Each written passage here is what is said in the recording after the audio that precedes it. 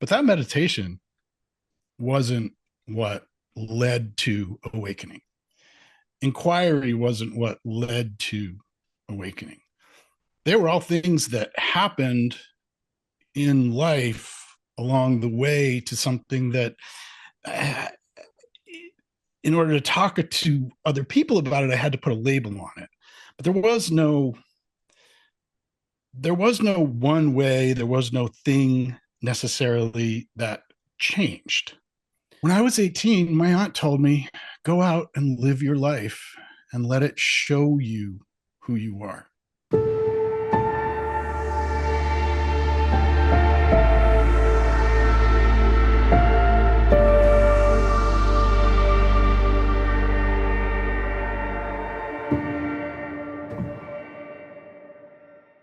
All right, well, let's get started. Welcome to Double Barrel Non-Duality. We do this every month for uh, sustaining members and above. Do it live over Zoom, and y'all can ask questions about non-duality, shadow work, awakening, all of the things. Every month we have a guest facilitator. This month, the guest facilitator is, drum roll, I have to unmute and make this person a co-host. And it is Erik. Let's see if it worked. Mhm. And I am unmuted. There he is, my man. Hello, hello. Good morning, good afternoon, and good evening to all of you who are in different parts of the world. Good to see you, my man. You're looking good. Thank you, Angelo. Likewise. Gosh, it's been a long time since we've sat Face in to the same face. Zoom room. It's been a bit. Yeah, right on, man. You look good. You look springy. I see the spring energy. I know you're surrounded by all the pretty flowers coming up and all that. It is gorgeous here right now. No denying it. It's a beautiful Mm, day on the mountain. How's it in mm. Colorado?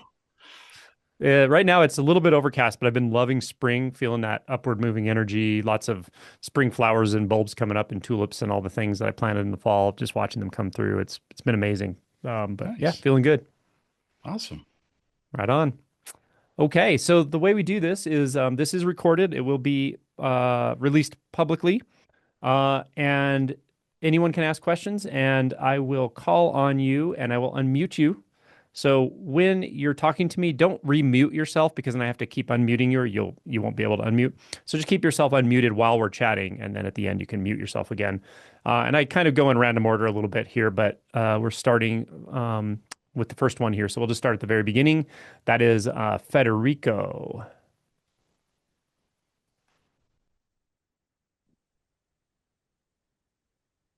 Hi. Hey, hey, Hey, man. It's been a long time. been a minute. How are you? I'm good, buddy. You? Good, good. Hello to Eric as well. So today my question is a bit more practical, but it still has like some shadow work mixed into it, I think. I recently got fired from my job like 10 days ago. And of course, I'm feeling like all the emotions that come with it, like the anxiety, the uncertainty of not knowing where you're going to get money now and how you're going to survive. And so I'm trying to make a lot of life decisions because I also like was hating work, but not only that work, like specifically that work because it had some toxicity to it, but work in general. Like I really hate working. Like I really hate somebody telling me what to do and having to sit at a table all day and not being like able to control my time. I really hate it. So I've always had like this like entrepreneur spirit of trying to do my own stuff, but it's been like left aside for a while uh, because yeah, you don't have any more time with work. And yeah, I've always wanted like to kind of be free and do whatever I want. And right now, like I'm at this crossroads of okay, there's the fear of if you don't look for a job, you're gonna uh, be uncertain of your income for a long time. But if you do, you're gonna go to a place you hate it again, and that you're actually thinking about quitting. So like how do you make this decision? Like how do you know if the fear is like guiding you towards something good, like getting the security back, or if it's just like a trauma response and you should just like follow what you want to do. Like, yeah, it's an interesting decision. I love it. And it's so fortuitous that we have Erik on today. Erik's specialty, one of his specialties is um, the personal journey, the your own myth and your hero's journey and so forth. So these kind of questions are perfect for Erik. So let's see what Erik has to say. Awesome. Yeah. Hey, Federico. Hi. I can definitely relate to this experience in my own life. I spent a lot of time working in jobs that I didn't like. And then I moved to jobs that I did like.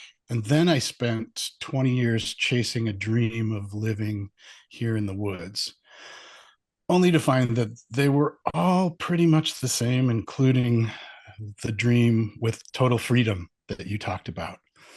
That from the perspective of this or that, total freedom always looks like something that transcends it, or something that's available that doesn't exist in this duality of this and that, like this job or this, entrepreneurial life. But I want what I really want is total freedom. And I thought that that was a beautiful message to yourself that you just gave us all. Um, what you really want is total freedom. So the what's going on in your head right now is this or that. And this or that won't keep you from total freedom, but they also aren't the necessarily the way to get there. So what's here right now? What's here in your experience in this moment of being with all those feelings after 10 days of all the thinking, all the stories? Yeah. What's here right now? Well, I mean, right now, there's anxiety, but it has fluctuated a lot between peace and release of wow, I'm free again, and anxiety of man, I really need to do something about this. Right. Right. So if you go to that anxiety, where is the peace? Hmm. You mean in the anxiety? In the body. Like if you feel the anxiety, if you Mm-hmm. sit with the anxiety, where's the peace? Mm, it's kind of like around it. Okay. Can you It- sit with both of them? yeah, and they kind of like mix into one another a bit because like there's like this anxiety core that doesn't have defined edges towards the peace part, and they kind of mix together a bit. Mm-hmm. And now, where does the story go when you bring your attention to that mix of anxiety and peace? No, the story gone completely. Yeah. So, this is that space of intuition. Hmm. This is that space of resting into what's present, right? And at times like this in life, we've all been conditioned to go, I need to fight my way out of this. This is my, or we go, this is my big opportunity. This is life Yeah, unfolding and saying, now it's time for you to really, it's the universe telling you yeah, to do something. yeah, yeah. So, but it's the same. It's just, it's a story we get wrapped up in, right? And that the actual story isn't the problem. And it very well could be the universe is telling you, yeah, sure, something new. But the way to really listen to that story is right here in the body, in those sensations, in that anxiety, how it manifests as sensation, and in that peace and how it manifests in sensation. And being able to tune in to both, to see that whatever emotion is present, is there also still that peace? Because that peace will ground you in this journey, and it's something you can keep returning to. So that, because this is a journey into the unknown now, and the mind wants to go, but I need to know. I need to know what's next, because then I could be happy, and then I can make plans, and then I can this, and then I can that. And not knowing feels painful, feels like suffering. But the journey into the unknown is about becoming peaceful, tuning into that peace in the face of the unknown. And it's both there, right? The fear and the peace. So that would be that's how I do it now in my own life. When the rug gets pulled or some big emotional reaction happens, like, okay, here we are, right here, just this. I like to remind myself with 3 simple things: to begin again, we're all in this together, just this. So every time, because it will keep coming back, right? Those thoughts, you'll be sitting at dinner or whatever, you'd be like, oh my God, I'm not going to be able to afford to buy dinner tomorrow. And okay, begin again. We're all in this together, recognition of that suffering that we all have, that compassion. And then just this, that reminder to be curious about what is actually here right now. Yeah. Yeah, I get it, everything that you say. The only issue then is, I can be here present with what's happening, but then, like, I still have to move and to decide and to act, like, how, like, Right. I cannot find, like, the connection point between the two. Yeah, the connection point is now. Mm-hmm. The connection will also be now. Except instead of moving from, oh shit, oh shit, oh shit, you're moving from, okay, it's time to get up and do something. And there's whether you plan it all out, and the planning it all out can be the next thing too. It can start from this. There's nothing wrong with any of the avenues you can take. But if I've found in my own experience anyway, that if we don't start right here, if when the mind is going, oh my God, I gotta, there's so much suffering and spinning that comes from that. But life is always going to continue arising anyway. So if we want to move, this probably isn't the best way to put it, but away from the suffering and toward a more authentic experience of who we are in peace, starting from there in this moment brings an experience that will feel closer to that and less like separation and suffering. So it arises from the same moment that the worrying arises from, and that the stressing arises from, and all of the stories about what might or might not happen to me arise from.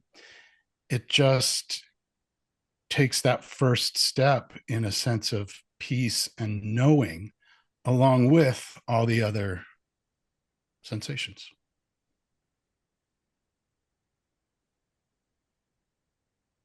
Does that make Okay. sense? Yeah, I think so. Yeah, thanks. Thank you, Eric. Federico, the only thing I'm going to add is the movement will come. Movement will come. Your body will get up and move. You can stay right here with just the way Eric's pointing. You can stay with the anxiety and the peace at the same time. The mind will keep trying to jump ahead, but I gotta just, like, that's the anxiety. Can I find the peace again? And just notice those two can be coexisting with everything, and it's really right here. And I like how Adyashanti just says sometimes, he's like, or in the past he said, if you don't think, if you think if you think you have to plan everything and all this stuff, he's like, just sit on the couch long enough, you will get up at some point. You'll notice the body getting up off the couch. It's just what happens.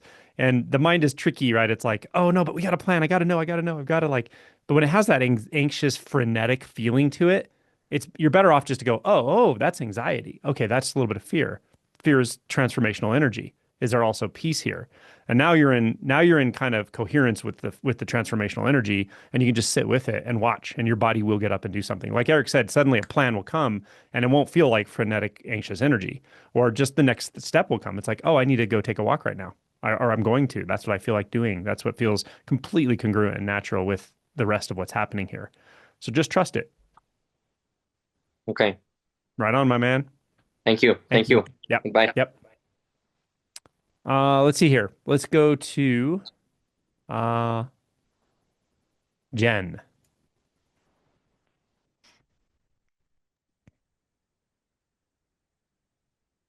Hi, Hello. that's out of order. Oh, I go out of order all the time. I know, but it surprised me. Mhm. Um, well, I was just thinking about what you were saying about action will happen. What's already happening actually right now. Even if the Yeah, mind's like, I'm not doing anything, it's like everything is already doing itself. It's already happening all the time, constantly.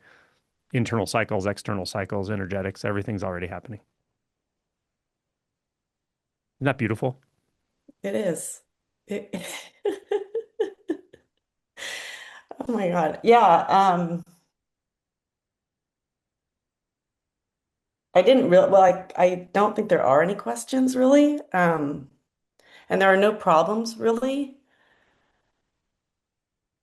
but I guess what's most like happening is, well, I had a new insight into surrender, which I think everything kind of is in layers. So it was just this new layer of it, which as I'm going to say this, I can already hear it sounds so obvious, but it comes afterwards. Hmm. It just happens afterwards. It's not like, oh, I'm going to surrender. Like that's Right. very obvious. But that happened, and I was like, oh, that's amazing. And it's so much bigger than the self trying to do its thing and just letting go of that and being in that bigger space. And then truly the very, very subtle shadow stuff was coming in thought. And I was just sitting with it, like some anxiety or like trying to do um, control. I could feel it in my jaw. Like all these things were like, oh, okay, okay, okay. And then what happens, or like the last thing that I remember is like, oh, I see it. Let's see if I can't create it, but I see it and it's like this incredible wonder. Oh yeah, that like in the magic of it. Um,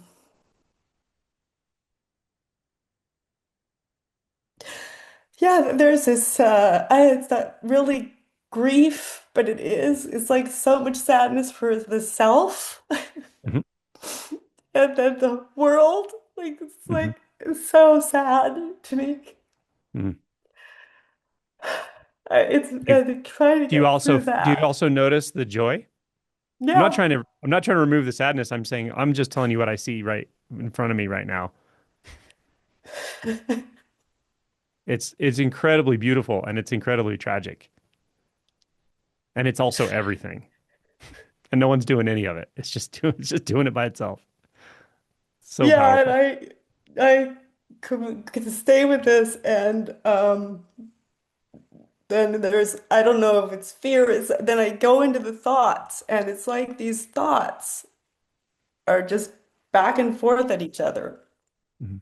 And I'm sitting there watching it and like there's still some resistance to it or like some I don't know, this point Mhm. me. I want real direct pointing like The resistance is part of all these natural cycles. The resistance is an energetic. So it's at least where you are right now, or what I see in front of me. What I'm inclined to say is you don't have to do anything about the resistance.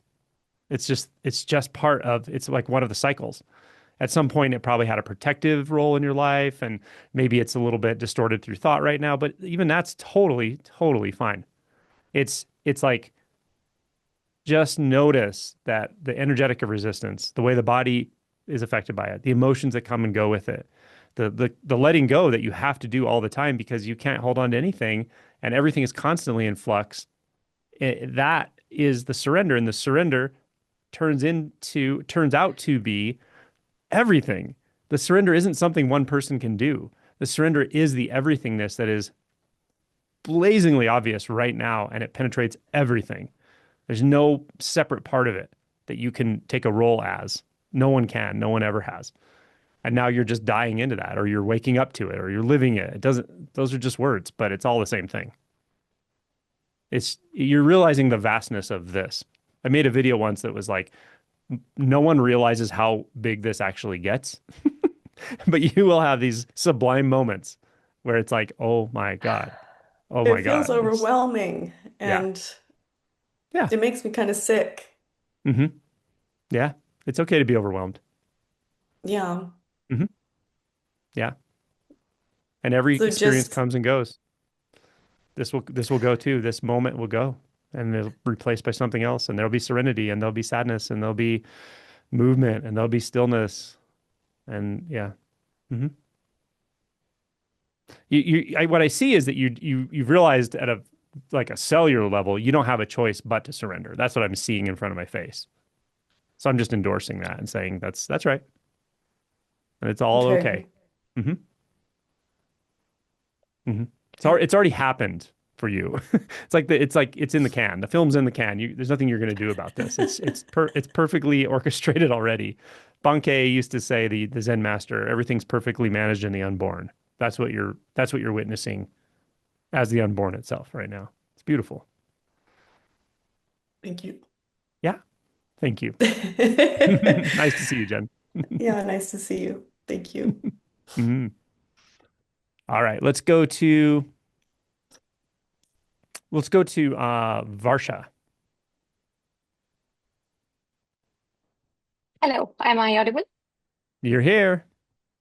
Hi. Hello. So there are two parts to my question. I'll start with the first. So I checked in with you, I think, sometime in September last year, and you told me there could be a lot that might start to show up, and that's pretty much what happened. A lot of shadow work, especially in the last month since I had a lot of time at hand. I quit my job. I was feeling burnt out. I wanted to recover. I thought it would be just a break, rest and recovery, but it turned into a lot of shadow work, a lot of repressed emotions that I had a sense I was carrying, but I wasn't. I was surprised, overwhelmed with all the trauma and the repressed anger, grief, sadness, everything that came in. Uh, yeah, and I think your videos helped tremendously. Every time I had a doubt, I'd go watch one of your videos on shadow work. And yeah, and I think, and I was like, okay, fine. I think I'm doing great. But every once in a while, I have this thought, the same thought that you've addressed a bunch of times. Uh, when do I get the awakening cookie, right? Is this going to go on forever? So yeah, I just want to check in. I don't think it's a real problem. I think, yeah, just want to see if you have anything, any blind spots that I may have or something like that. Nice to see you again. Yeah. And again, I'm always impressed that the universe sets these things up so nicely because Erik is here and these life change, career disruption things that are happening to people are right up his alley. I'm curious if he has anything to say to you. Sure. Yeah. Hey, Varsha. Hello. That all tracks with the way the crossing of the threshold into the unknown in the hero's journey is really it's very easy to kind of to show that as being the entrance into the path of Kensho, if not Kensho itself. And And it's frequently not a threshold you want to cross. It's something like what happened to you. And when that happens, it's super disorienting to that sense of self. Yet it also is totally congruent with where the evolution of the insight into what that sense of self is coming from and is becoming. So it feels like, and this is how it was for me too. It just felt like, is this it? Is this right? There's all this just confusion, and it can be a little bit like a house of mirrors. You come around a corner, and you're like, whoa, what was that? All the emotions that they can be so scary or exhilarating, or maybe you get a glimpse of something really blissful and you think, oh, this was it, and then you lose it. I get from what you're saying that you pretty much feel like this all tracks with the path. Yeah. Is there a specific question about it that you have? Not really. So I had a second question, so maybe I'll jump onto the second one. So this was more in the relational context. So all the shadow work sort of showed me my own behavior patterns in relationship, especially the close ones. Um, and there was a lot of shock in terms of the relationship I had with my mother. I was like really close to her. And then I saw through the trauma bonding as well that was playing out, very subtle, but it shocked me a lot. Uh, and then suddenly I feel like I want to have some distance. I don't want to relate to her in the same way that I used to. And there's some sort of guilt involved in it. Uh, but I see through the guilt, and some sort of confusion around, will I get back to being close enough with her? Will it be weird? Like, am I behaving weird to her? What is she thinking about me? My intuition says it'll all fall into place. I just need to give it time. But yeah, it bothers me once in a while. Yeah. So again, I think the question here is, will it fall back into place? Not in a way that I would want to manage it, of course, but in some way that feels comfortable.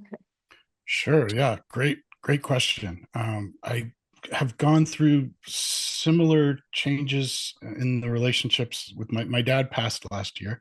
And so in the year leading up to his death, he knew he was ill. And we had a lot of conversations like this where the context of our relationship changed. And at times it was more challenging. At times it was more, like I would say, authentic and honest. And same with my mother. Since he's passed, it's been a real transformation in that relationship. And that's so normal. That is what we do as humans, right? We grow up so dependent on our parents. It's like I always like to say, they really know how to push your buttons because they put them there. And when we start to really come into a sense of who and what we are right here, right now, in the fullness of all of it, it can be at odds with their expectations about who they think we are or should be, and our own expectations about who we think we are or should be. And it's totally normal to be like, whoa, this isn't like it was. It feels weird. It feels like clothes that don't fit, maybe. And yeah, you're exactly right that as you stay curious about this, as you remember that your mom is still the person that you love, there's a different context to how your mind might see the relationship and to how it feels energetically, maybe, but that love is still there, and that your mom ultimately is not separate from you. And as that realization builds, as it kind of, more, you have a deeper knowing of who you are, you will find a deeper knowing of who you are in relationship to her and who she is. And yeah, that's going to feel weird at times, but I think you said it's kind of just keep going. You can trust that this is working itself out, and that at times, I mean, there are people in our lives who, we have to put up a boundary around, or they put up a boundary around us because they're like, I don't want whatever this is that you have now. That can be painful, but ultimately those boundaries are good for us and for them, and it's always an option if you need it. But in the meantime, what can you get curious about? How can you let the love of that relationship lead? Even if there is anger and blame, and to my mind, that doesn't correlate with love, right? So yeah, Yeah, again, it's right. two opposites, right? Yeah, So yeah. anger and blame on both sides or on your side? On my side, and she's On your totally side. unaware of all this. Yeah, yeah. Okay. Yeah. Yeah, that anger and that blame, what is that? You can go right to it, and where is it in the body? What does it feel like? What else is there?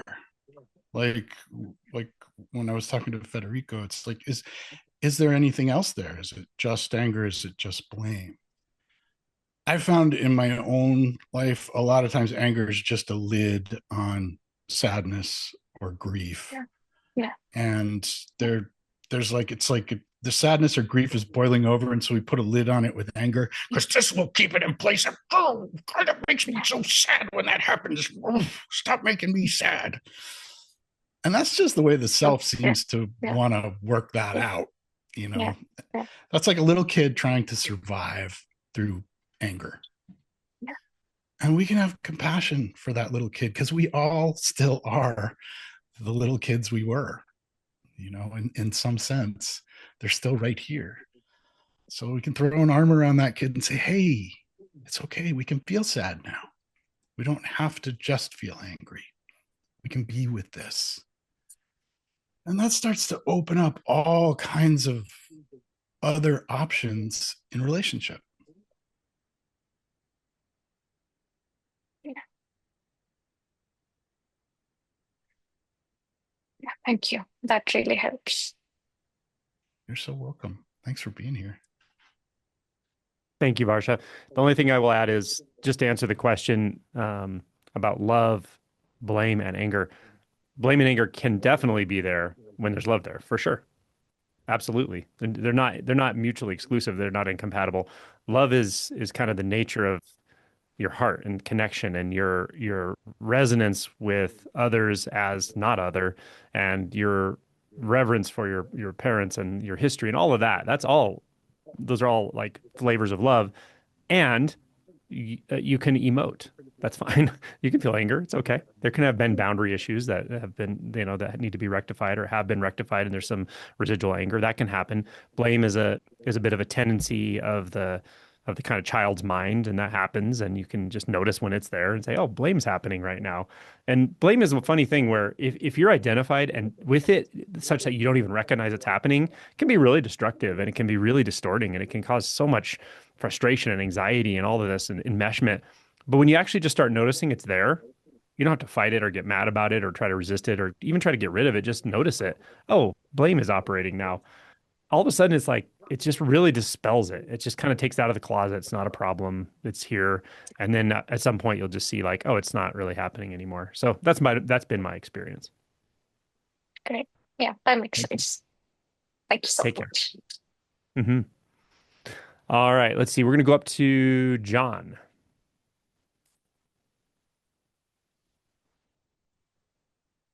Hey guys. Hey. Hey. Um, I wanted to talk to you about a video that I watched of yours. It's called Did You Come Back to Sit in the Ashes or something? Mm. And yeah, I was watching this video and you said something like there's no way things are. And right when you said that, it was kind of I could feel in myself like oh shit. Like I kind of knew what you were saying, but there's simultaneously a lot of resistance or fear or something. Um, and that kind of surprised me because I was feeling like quite, I don't know, at peace or something. But then when I heard that, something was like rattled. Um, and so I'm just curious about that, like what's going on there. And I also noticed that there's certain situations where that sort of existential fear seems more prominent, especially when I'm in landscapes that are like really open, or if I'm hiking and I'm like all alone in the woods and then a big vista opens up and it's just like, holy shit, like the universe is so vast. Um, for some reason, there's like this dread that just seems to like come out of the sky. Um, um,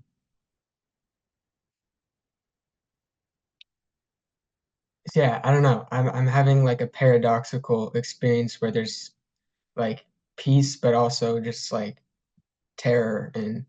disorientation. And I just want to make sure I'm saying everything. But um,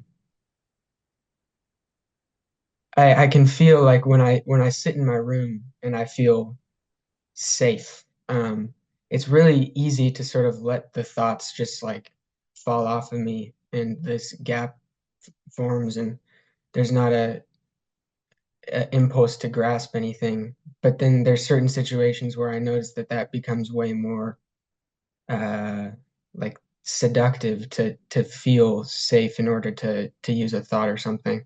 So those are all things that I'm thinking about, and I'd appreciate anything. Yeah, you got it, Mm-hmm. man. So to I'll use a funny term, normal people, muggles, people who aren't interested in this crazy shit we talk about. What you just said about the groundlessness and the vast openness that there's nothing to grasp and so forth, existential fear, existential terror. To most people, that's so terrifying. It's very terrifying, actually, so that they don't even come close to even recognizing that it's in them. Um, and but the reason I say that is in contrast, in this space that I'm interested in, and when I'm talking about this, when I'm talking about thoroughgoing realization, it's music to my ears. But actually, both of those are music to my ears. The fact that you have the awareness of that place of a kind of stability of consciousness, and there's a peace, there's a like an oceanic bliss that's available, um, and also underneath that the real implication of that is that there is no scaffolding for reality. There's no structure for the self. And that's the part that a lot of people, even in spiritual um, spaces, even in spiritual spaces, even some significant sort of spiritual leaders, they with insight, they want the first one, but they're still resisting the second part in a big Mm-hmm. way. And so that's why I really believe that I have to offer the complete message in what I do. And that's why I talk about those things. I don't talk about them all the time, but I do talk about them. And endlessly, when I make a video that has a trigger warning, it's something around those topics. And there's always people who are like, "You shouldn't make videos like this. This is terrible. You're hurting people, and it freaks people. It really freaks people out." But it's also a reality. It's also part of reality. And so like I said in the book, when I said there is no way that things are, and I think I said in the book that this is going to be triggering to hear for most people, it is, and that's okay. So what I really want to say to you is something very simple, and it's you're fine. You're in a good place. You're fine. Realization gets bigger than anyone can possibly imagine. It takes things that you didn't know were there away, and you didn't realize how much stability you were kind of depending Mm-hmm. on using that sort of construct. But, and this is the caveat, is that's the pathway to liberation. Liberation is on the other side of this. And you'll find it's very paradoxical. You'll find a stability that's impossible when you're trying to construct stability with a self. I don't know how else to say it. You'll find clarity that is impossible through the lens of thought. It's impossible. So you're in a really, really good place. It's a kind of wild and wacky, crazy, steep path. Just focus on taking care of yourself conventionally, be responsible, do your shadow work, take care of your life in the relative, and just know that yes, there's going to be some very intense energetics along with this, including Hmm. fear. And remember, fear is transformational energy. That's what it is. It's the gateway emotion to the archetype of the magician, and the magician is transformation. When you're in the space you're in, this is the most extreme transformation possible. And it's totally Hmm. okay, but it's, well, by nature, disorienting, right? So Yeah. that disorientation won't last forever, but you will get used to it in a certain way, and it'll come and go, and also the bliss states will come and go. And there's also nothing wrong with soothing yourself, stabilizing Mm. yourself, and grounding yourself in the relative. If sitting in your room and meditating in consciousness and feeling that physical security, that's totally fine too, of course. Yeah, and that's just healthy for the physical individual. Yeah. So I Yeah. actually think you're in a good place. Okay. Thank you. You're on a Um, steep path. You're on a steep path for sure, but you're in a good place. yeah. Yeah, sometimes it just feels like, yeah, I remember in December you said like at some point you realize like you're in the trunk. It kind of Yeah. feels like that. You're like, I'm not in the Um, driver's seat. I'm in the trunk. Yeah. yeah. And the other thing I'll say is, that what the mind says is this is too much. And Yeah. it is too much for the self, but it's not too much for reality. And you're okay because the self is not your true nature. So So that actually reminds me, I noticed like if you have any thoughts of like what to explore, like those subtle beliefs that when I'm looking at the sky and like it literally is like, wow, this is so much. Um, I don't know if I can handle this, but those are just subtle beliefs. they're thoughts. You don't have to handle Yeah. it. There's no one there to handle it or not handle it. That's just what's happening. But I will tell you, I find it a little bit funny sometimes when people say, when I go into nature, I feel so much connection and bliss and all that. That wasn't my experience. My experience was more like yours. Earlier Yeah. on, like after awakening, when reality's Hmm. dismantling, I'd be in nature and I'd be like, whoa, it's like this is like unsettling in a way. It was cool. I liked it also, but it was also like, yeah, there's something about nature that's uncompromising, right? Nature Especially doesn't mountains. placate mountains. I know exactly. Yeah. I live near huge mountains, so I totally agree with you. There's something very powerful about mountain energy, but also it's an uncompromising energy. It's not supporting the illusion of self, because Yeah. look at it. You know what I mean? It's really cool, but it's devastating too. Yeah. Thank you. Yeah, man. Also, message Sam's on here. I don't know if you've seen Sam. I'll talk to him here in a bit, and you can message him. I want you guys to talk to each other and be friends. Okay. Appreciate it. See ya. Okay.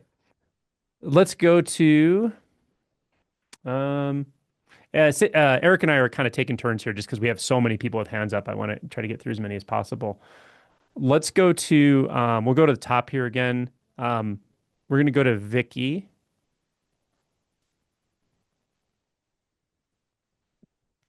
Hello, can you see and hear Hello. me? I can. Okay, great. So, I have like two parts to my questions just because like the first question is like kind of short. So I figured I should add a second question. But like the second question is like a cluster of questions. Like I'm just gonna like bam, bam, bam, bam, like shoot them out and then you'll just answer in one go. So like, is that okay? Yeah, try to keep it reasonably concise though, just because otherwise we just forget the questions. And I'm probably going to turn you over to Eric because I've interacted with you many times and I like interacting with you, but I think Eric will be a really good perspective for you specifically. Okay, okay, okay. So I'll start asking. Go for it. Okay, okay. So, hi Eric. Hi, I've Vicky. seen you before. I've seen you before with Angela's stuff, so hello. Um, you're the wizard character. I am the But wizard. anyway, yeah, yeah. Yeah, so basically, um, I am at a point in my path where I'm just like I'm just when will this ever happen to me? Like, when will awakening ever happen to me? Like, I've already had stuff happen to me. Like one big thing was like Angelo spoke in my head like one time, and I was like, whoa, like what the heck? And then people tell me that like it's actually me talking to myself, like not like in a delusionary way, but it's just like it's your true nature talking to yourself, you know? So that was really cool, but like, and that confirmed to me that this stuff is real. But then, like, ever since then, like, I just haven't had anything like that happen. And so now I'm doubting whether like anything will happen at all, like in the next like couple decades. Like maybe I'll just keep meditating and then nothing's gonna happen because for a lot of people nothing happens. And I'm just like, okay, so let's do self-inquiry instead because that seems to like be producing more fruit.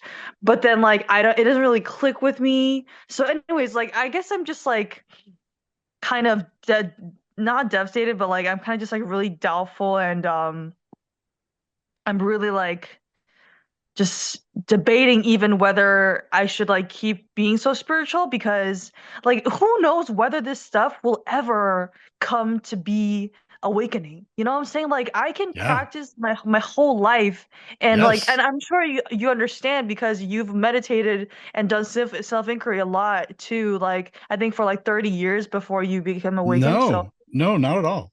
Not at all. I gave up. I gave up for a good 30 years, as a matter of fact. yeah, so like how do you like keep going even though it might never happen? Like is my first question, I guess. Okay. Well, actually, let's just stick with that one because that is the question. How do you keep going, even if it may never happen? How do you? What would you do if say there was no awakening? Say that it just you just say you wake up tomorrow and doubt wins and you go, this is bullshit. What would you do with your life? How would you find out who you really are if awakening wasn't going to tell you? I guess I would just like go into self-help books and psychology and I'm gonna be a therapist, so like go into therapeutic modalities Okay. and explore all that and then maybe and like if we're ditching spirituality altogether then I'm gonna stop reading the books as well. So I mean I'm not sure if I'm gonna ditch it altogether, but whether I'll keep meditating, like that's a big question. So I don't know. Like I guess I'll just do self-help books, you know? Well, I remember one time I was in another group with you, and you talked about how you were trying to meditate more, and you weren't really sure it worked for you. And I totally related to that when I first started meditating. I had to start with 2 minutes a day, and I had to do it because it was part of a mindfulness teacher certification course. I had to get to 40 hours total. I thought if I have to do 40 hours, 2 minutes at a time, this is going to kill me. It didn't wind up staying at 2 minutes. It kind of it got easier to meditate a little longer, a little longer, a little longer. But that meditation wasn't what led to awakening. Inquiry wasn't what led to awakening. They were all things that happened in life along the way to something that in order to talk to other people about it, I had to put a label on it. But there was no one way, there was no thing necessarily that changed. But the whole thing started when I was 18, and I know you're pretty young, right? How old are you, Vicky? I'm 24. Okay, you're 24. Yeah, perfect. So good. When I was 18, my aunt told me, go out and live your life and let it show you who you are. She said, go out and live your life like a hero's journey. Let the way you live your life show you who you are. Kind of like Joseph Campbell said, follow your bliss. And for me personally, spirituality was a huge block. Like I thought it was supposed to do something for me. I did not understand it. The way my self worked, I was really looking to spirituality to save me. And it took being an atheist and completely pushing away all spirituality for 30 years to sort of to find a path that was the one for me. It ended up going to the same place, let's say, but it wasn't, there was no other way I could have found it. There was no way spirituality was going to lead to any kind of awakening for me until my 50s. That might sound like bad news. Like you're like, oh, wait, but I can't wait that long. But guess what? There was no time between being 18 and being 55 in that moment when I saw who and what I was, when I knew who and what I was. So a big part of this is two things: wearing out that looker, so, and there's lots of things you can do to do that, but you can just live your life. You can become a therapist. You can go and like do all the things you want to do. And awakening doesn't have to be your no. I know this is a paradox, because I mean, a lot of times with especially with inquiry, it's like you got to really want awakening, but I don't know that that always works for everybody. And I think that sometimes it's better just to do your thing, live your life, find a way to express who and what you are, and know that there isn't a problem to solve in who and what you are. That self-help can be a path that also just takes you into a whole world of trying to fix what feels like the problem of you. And there is no problem of you. And living your life can start to show you that, like, oh, this is just what life is. I would recommend some meditation along the way. And if spirituality calls to you, try it. But maybe not so like, I've got to get this thing or else, because it's the or else that's going to keep you stuck in the search. Yeah, so you're kind of just like telling me to like live life and let life show me the way, and kind of just like add in some meditation like if I feel like it. And like life is supposed to like be a hero's journey where like you kind of like end up where you started anyways, I guess. Like, Yeah. so Yeah. And like, my path was not a spiritual transcendence. It was definitely a descent into what it meant to be me. And my own shadow, my own dragons taught me to love who I am.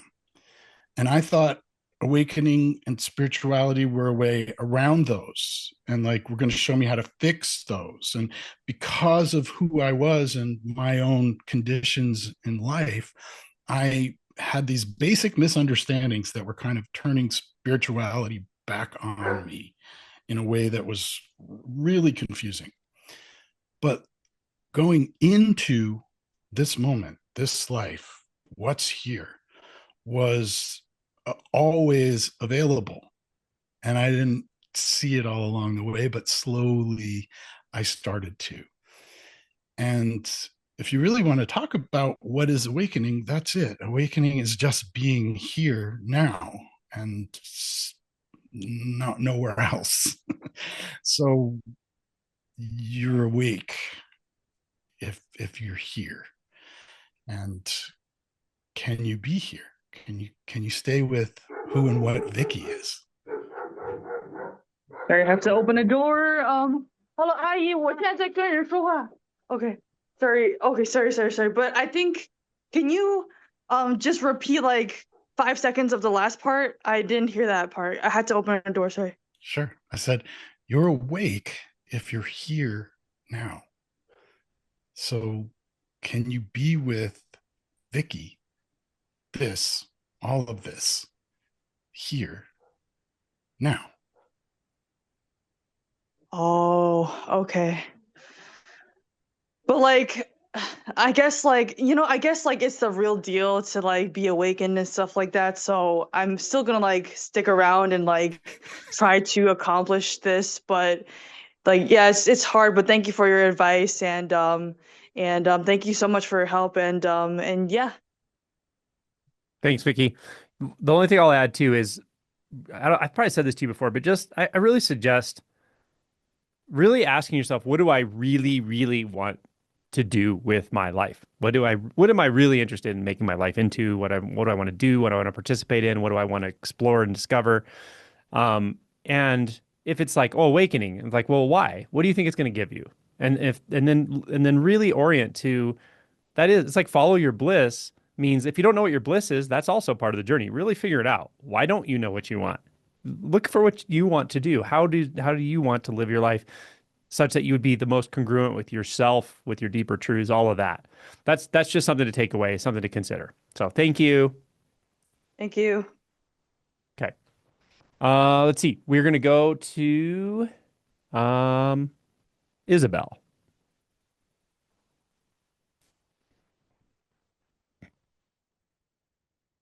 Hello, Angelo. Hello. How are you? I'm well, thank you. Um, Something happened last night Hmm. in the middle of the night. I don't know how to talk about it. I don't know how to explain. I can't remember. What's happening right now? Is it here right now?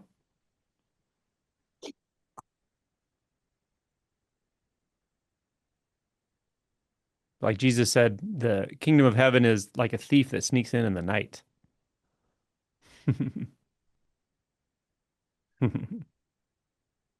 So,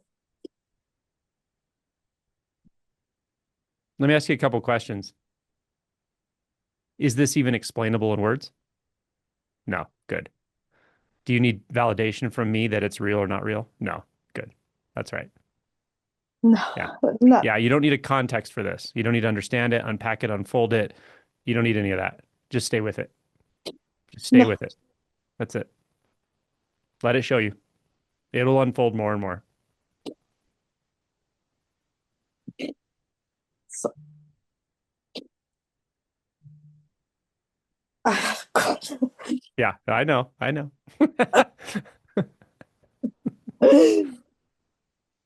Do you know, I don't know how many days ago. Oh God, it's so empty. Just stay with it. That's it. That's my advice. You've said everything you need to say to me. Just stay with it. Give it space, give it time. It'll mature, it'll change, it'll show you things, but you don't need to manage anything that you can't manage anything. You know that now. You're good. Yeah. This is what you came for. Yeah. Thank you for sharing your energetic with us. Yeah. Appreciate it. It's a trip, isn't it? Yeah. Good to see you. Happy travels. All right. We're gonna go to oh, I love it. We're gonna go to Robin.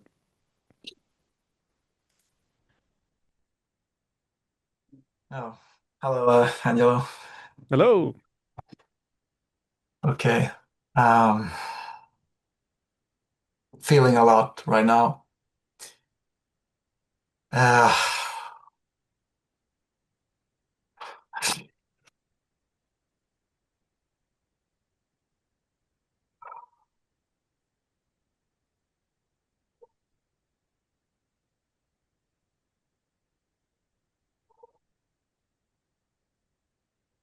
oh,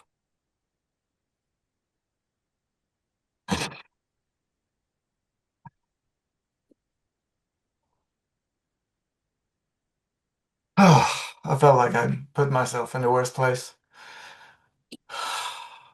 How do you mean? Knowing that it's feeling uncomfortable to Hmm. just be here. But Hmm. Hmm. Well, What's under something. that discomfort? What's right there? Fear. I don't Hmm. know, heart's racing, and Hmm. Just feel it. Just feel it. Just feel it. Just feel it. Stay with it. Yeah, just stay with it. It's okay. I know it's big. I know it's intense, but you don't have to label it with anything. You don't have to try to have capacity for it. You can't control it. You don't need to. Okay. oh, Yeah. Just let it move through. it's buzzing a bit. Hmm.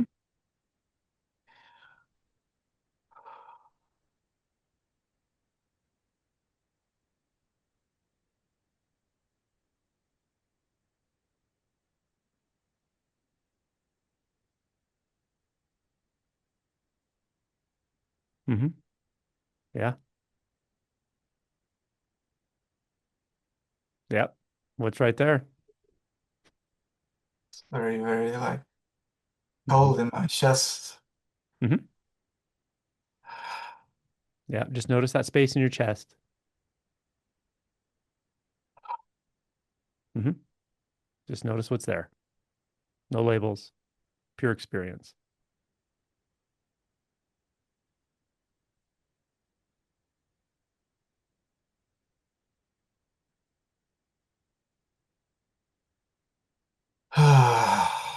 Hmm. How's your chest feel now? It's like cold in some weird way, not like Uh-huh. freezing. It's like Okay. You notice cold. that. Yeah. Notice that coldness. Uh-huh. And can you feel anything that's kind of around the coldness? Like come out to the periphery a little more, other parts of your chest area, or your the shoulders or neck or anything that feels warm, where it starts to change into a different sensation? Well, there's a lot of different sensations. Yeah, that's I right. mean, there's something more pronounced in the throat or under the throat, Uh-huh. That's right. but it's that cold under here is quite big, and now it's in the stomach. Uh-huh. Yeah. I want you to notice that the vastness of that and that cold and how big it is. And also notice that tension in your throat. Notice the sensations in your throat. Notice the contrast. Just notice, see if you can kind of notice both at the same time. Yeah. And yep, and right where they interface. Notice how they interface. Notice how one is connected to the other. There you go. Notice how one is connected to the other. Yeah. Notice how they're actually in continuity with one another. Good. Yep. Yep. Stay with it. Stay with it.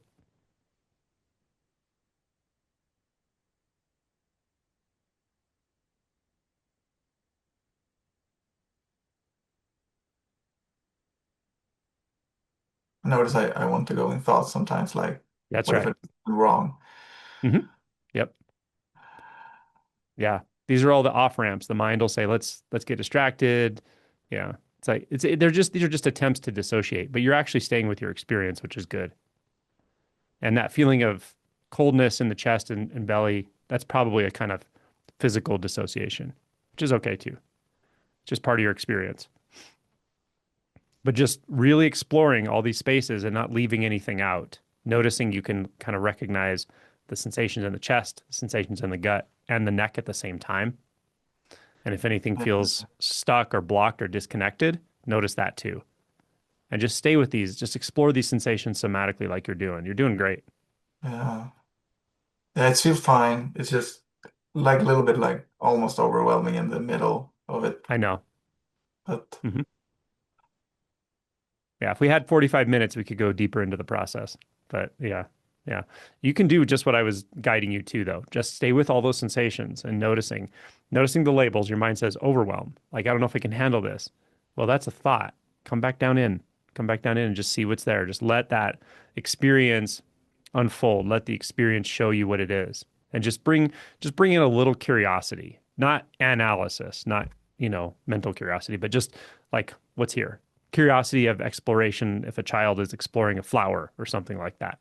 Just like wonder, what is this? How does this feel? How does this look? with those sensations here. That's what I recommend, and just stay with it. Yeah, I mean, and I love that's probably why I'm here to like face this, to Mhm. this evokes this. Mhm. I mean, that it just being my by myself, there's a lot of resistance coming up that is Mhm. not here in that way now. Mhm. And that was all my questions about the resistance. But Yep, and this is how we do this. You know, the resistance is okay too. If that comes up in this process, I will just explore resistance with you. But understand that you definitely have the capacity to do it on your own, and it's also helpful to do it in a relational field like this at first. But that's why I'm saying like now you can, you know, when I move on to the next person, I want you to just stay with this, stay with the process. mm, Yeah. Hmm. yeah, yeah, I think this is good for me. Yeah. I got what I came for, and Yeah. we'll see each other again. Right on, man. Awesome. Enjoy that Yeah, exploration. yeah, It thanks. will it will bring fruition. It shows you things, but in a very different way than the mind thinks about it. So don't look for conclusions right now. Just give it time, give it days, give it weeks, but stay with that direct exploration, and it will it's transformation already happening in a very physical form. So yeah, Yeah, all right, awesome. thanks. Thank you. Okay. Let's see. We're going to go to down to the bottom. We're going to go to Martin. Hello. Hello, hello. So yeah, funny that you picked me because I just made the decision to get over my fear and raise the hand. And so yeah, here I am. Nice to meet you too. Um, yeah, I guess my question um, is about Feather Phone 5. So I'm working on it since I don't know, maybe 3, 5, 4 months. Um, and maybe like before three, uh, I have a problem with the, but fuck it. Yeah, before 3 weeks, something shifted a little bit. So there's much less resistance in daily life. I think I would say the suffering that came is about 60% less than before. What's really nice, what's really peaceful, it's wonderful. But there are still some blind spots, I think. Occasions where I even tend to dissociate completely, so I'm completely unconscious. And it's especially in social situations. I had, um, yeah, some problems with social anxiety before that. Now it's better. I don't think I would even have had the courage to yeah, put myself out here without this lessening of the suffering of the resistance. Yeah, but I think my question is there anything else except of like looking for the trigger? Where is this button that makes me resist? Or I had some other yeah, or the this lessening, this shift, what I talked about, that happened before 3 weeks, came because I had the insight that not not one of the thoughts that come up and seem to be connected to a sensation is really true. It's always just a, I don't know, maybe a suggestion, um, um, like, I don't know, this could be fear, this could be my heart beating, but I don't really know it. It's not really the truth. The truth is just what happens. And this made this shift. And these are the two, I think, like techniques that I am using to work on it. And it seems to work, but I don't know. I just had this strong impulse to ask you, you two, if there's anything else that you could suggest me, recommend me. Thank you. Erik, what you got? Well, you're the fetter master here, so Okay, let's do it. I think that I would love to hear what you have to say about working through Fetter's Form Sure. 5. Yeah, I mean, I can talk more about the technique if you want. And he's asking about Fetter 4 and 5 work, specifically the way we look for triggers and then we identify what it is that's triggering us, structure a certain question, and so forth.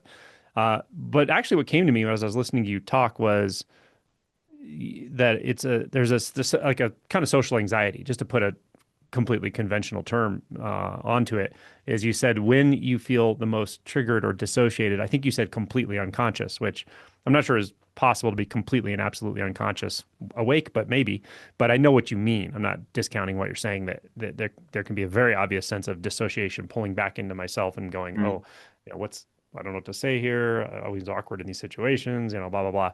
So I get that. So I'm actually Mm. interested in that. And even when I'm doing Fetter 4 and 5 work with somebody and I'm doing these precise methodologies, I still will sometimes, if something comes up that's very directly approachable conventionally, I'll still do that. So I guess with you, what I'm curious about is, what are your beliefs that come up, or what are your beliefs in general about those social situations or specific social situations? Is it work situations? Is it when you're in casual situations? Is it when you're attracted to somebody? Is it when there's a lot of people, or is it when there's one person?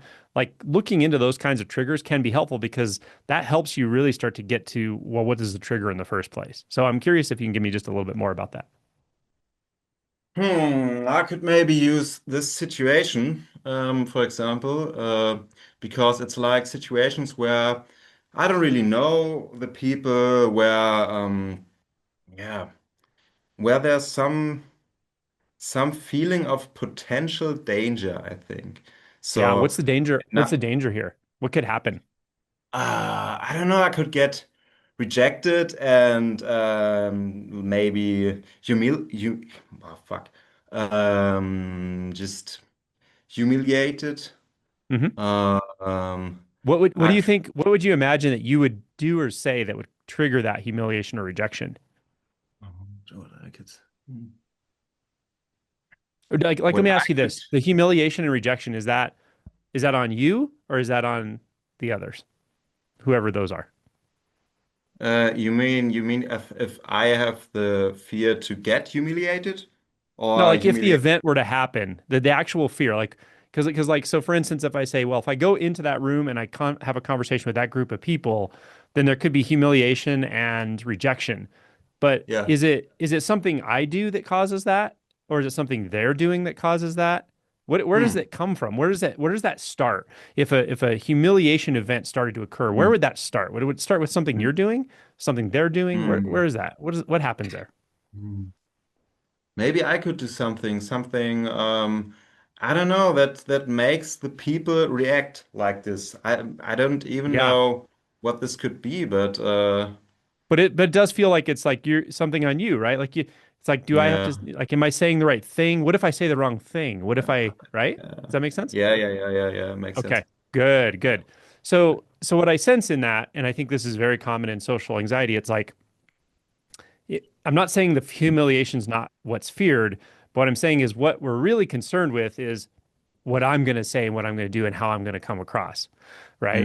So Yeah. I'm trying to Yeah. curate my expression to prevent some reaction from them. Yeah, makes sense. This Now, sounds like me why? and Yeah, so some. why? Hmm. Why do you have to do that? Hmm. Do you want to say what you want to say? Listen to this. Do you want to say what you want to say in any situation? Or do you want to say what you think they want to hear so they have less chance of hurting you? Which one's more important to you? I think my behavior is more like I'm making like some compromise. It's like I'm saying what I want to say in some way, but it's not formulated in a way that could potentially lead to a danger. I think it's Yeah. like So some there's a little bit of way ambivalence. between. Yeah. Yeah. There's some ambivalence. So I'll ask you again. You ready? You ready? When you walk into a situation with that's unknown with people, do Yeah. you want do you want to go in there and say what you want to say and be authentic and direct and say what you need to say, what you want to say, and what feels right to you? Yeah. Or do you want to go into a situation and say whatever you need to say to reduce the potential that those people react to you? Which one feels like what you want? What do you What want I for really yourself? want is for sure saying what I want to say. Damn right you do. That's right. Yeah, Yeah, for you do. sure. Yeah. Good. How does it feel to say that? Yeah, I mean, it feels like authentic. It feels like me in some way. It feels like the truth. Yeah. Yeah. And you feel it in your body somewhere? Yeah, When maybe you say, like yeah, the chest. yeah, Yeah. say it again. I want to go into a group and say what I want to say, not what I think they want to hear, so that I reduce the chance that they humiliate that they react to me. Say it. All Say right. what you want. I want to go in a group and say what I want to say and not say what I think I have to say to not get maybe humiliated. Yeah. That's right. Does that feel Yeah. congruent to you? Does that feel real? Yes. Yes and no. Yeah. Well, It's the no some part is ambivalence. practice.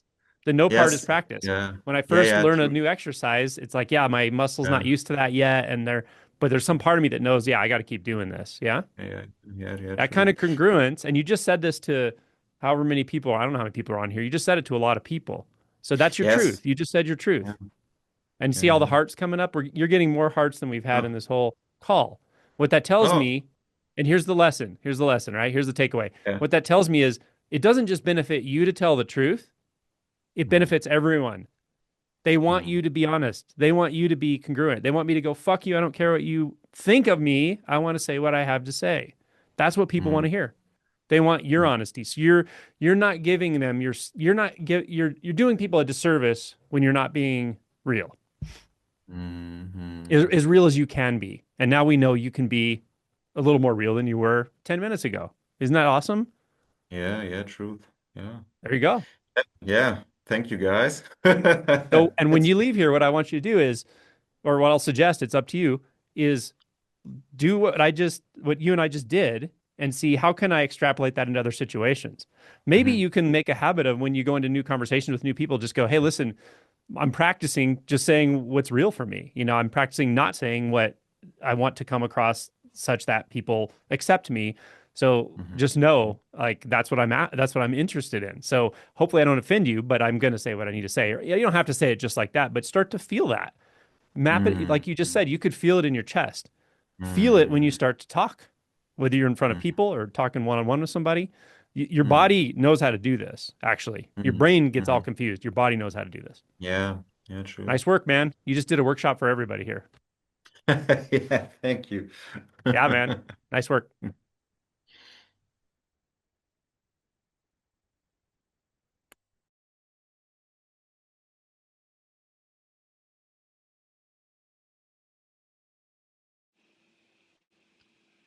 Hello. I think you're muted for me. I can't hear. I didn't hear myself get Oh, sorry. Yeah, called on. Angelo. Yeah, I didn't hear you either. I said your name and muted myself. Okay. Now I'm Awesome. humiliated. We're all doomed. Yep. Um, okay. So am I visible? Yeah, there I am. Yeah. So yeah, I just wanted to say that there seems to be something in my system, some constellation of activation energies that are like 60,000 things trying to fit through one door. And so it's like they all just get stuck and I don't even know like where to start and it feels so big. And I have this gesture energy going on where I can't take anything seriously.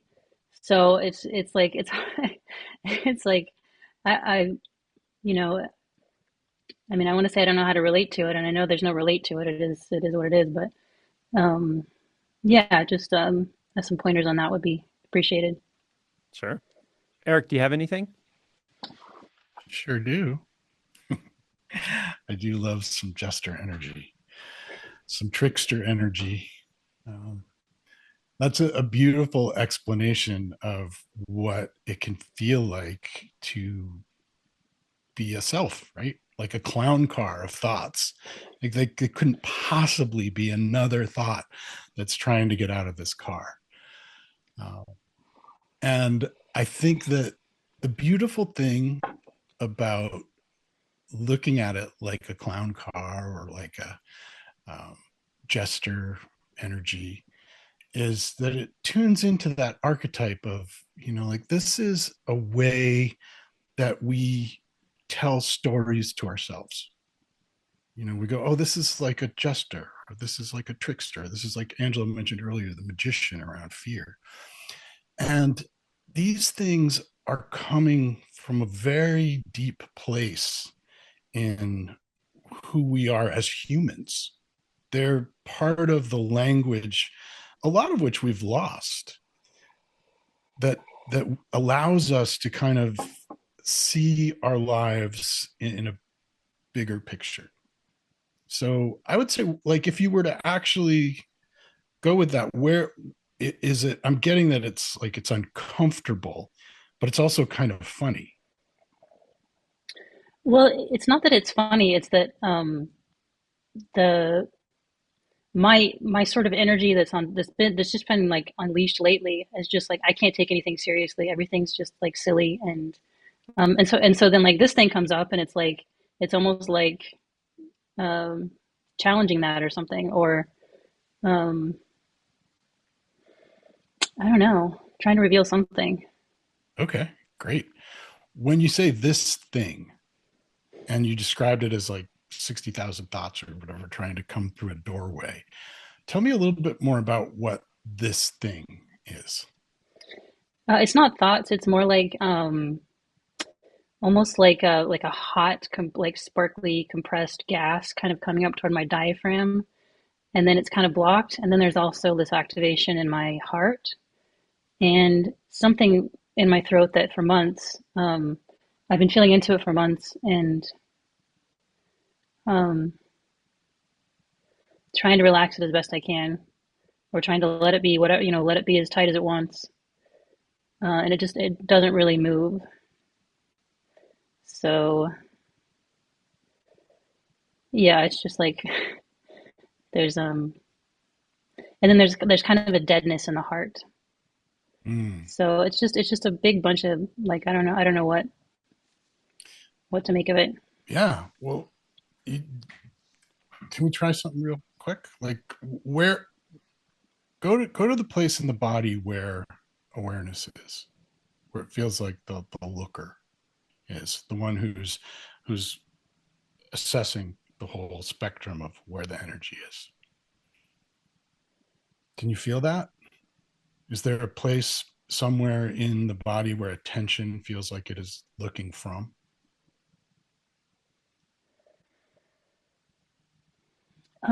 It shifts, but because like when you said that at first, it just went straight to the throat, and it was just there. Okay, good. And Yeah, then good. and then and Okay, then as you so can, yeah, okay, let's just leave it there. Great. Okay, start okay. there in the throat.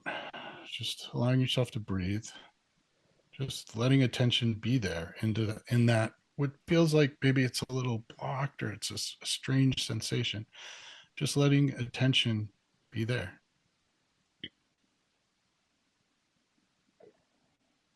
Not pushing, not pulling, just allowing. And then can you let it drift to that dead space? Just down a little bit into that heart space. Not pushing, not pulling, just seeing if it can drift down there on its own.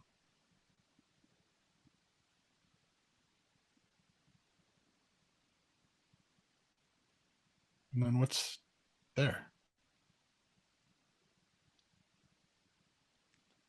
What is dead? What's that sensation like?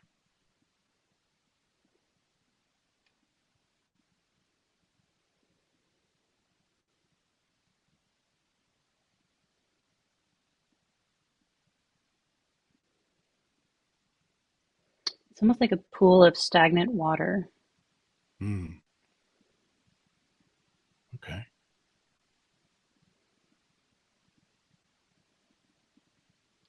But also it wants to be a tsunami, if that makes sense. Yeah. Yes. There you go.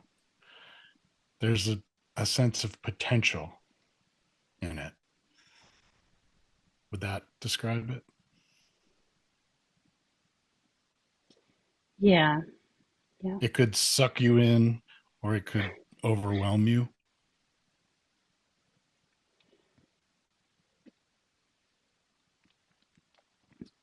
Yes, that my first thought about it was just like something amazing and powerful. Okay. Sure. But there must be fear. Well, but don't put there's no need to put anything there. Just what is there? What's there?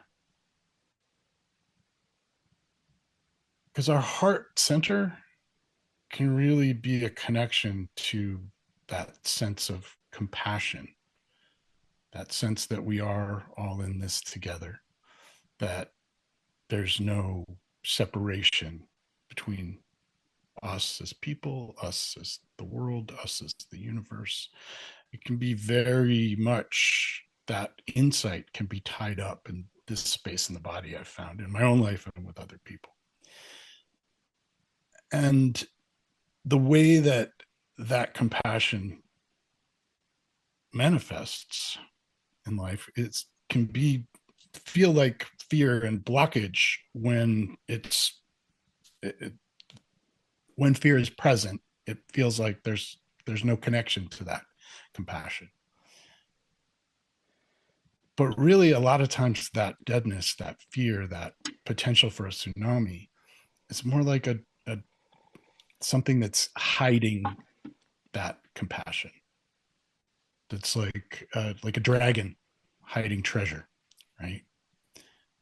So if you look at the fear of it as death or the fear of it as a tsunami,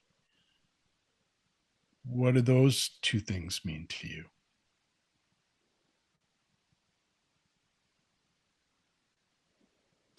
I don't consciously feel fear. It feels just like almost like habit that's just got stuck in there, just like stuck in the door, you know? Oh, okay. Okay. Yeah. So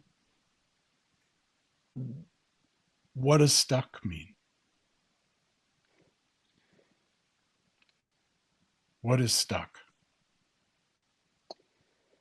It means that, for example, there's things that I maybe want to do, and when I move to do them, there's a sense of like this energy, uh, sometimes successfully shuts it down.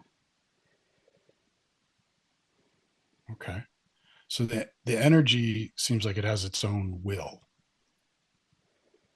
That Yeah, and it is somehow keeping you from doing what you want to do. yeah, there's a sense like that. Okay. Is that true?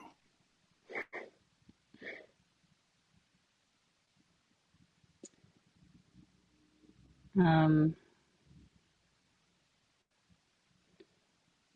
I guess only in the sense that it has been before, and I guess there's a belief that it can be going forward. Yeah. Right. So the answer to is it true is kind of yes and no, right? Hmm. It's true because it's a habit. You know, like if you're a smoker, I want a cigarette is always true. But if you kind of like go, okay, so this is a tendency, right? This is a habit. This is something that feels like it's always present. We can bring awareness to what's always present and let it be whatever it is now. Sometimes that means it's just going to be stuck. We're just going to be stuck. You can't always just push your way out of stuck. But when we come back to that place and say, okay, what is it now? With like a genuine, like Angela was talking about earlier, with a real curiosity. Go, okay, what is stuck? What is trying to get through this doorway? What feels dead? What feels like it could be an overwhelming tsunami and death all at the same time? I found that the answer is always in that coming back, in that bringing curiosity, bringing that sense of, okay, this is something we all go through, a gentleness to it, especially around things that are stuck, because I spent so much of my life feeling stuck. And that for me, it was always a pushing and a pulling, like it should be different. It's an expectation that it should be different, but it's not. It just is what it is. So stuck can't stay stuck forever. And stuck shows what it is. Death shows what it is. A tsunami shows what it is in that curiosity. And just gently keep coming back to it. That's the way I've always done it for myself. And it's the way I've found that I can actually be with what's here, and nothing is ever a problem. It's just pointing to what's here. And what's here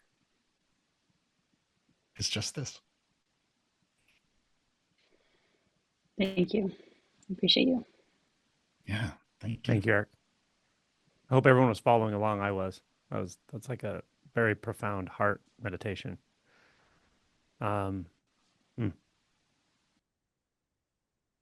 Yeah, wow. Okay. So let's go to we'll go to the top here to Marcus. Hello, Angelo, Eric. Hello, hello. Before I ask my question, I want to say there's a huge amount of energy and resistance that I'm feeling, that I have been for the whole call, that I think is fear. So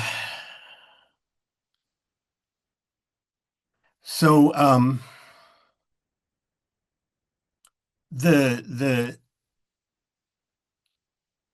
dukkha that I've experienced my whole life, what it mostly feels to me like is claustrophobia.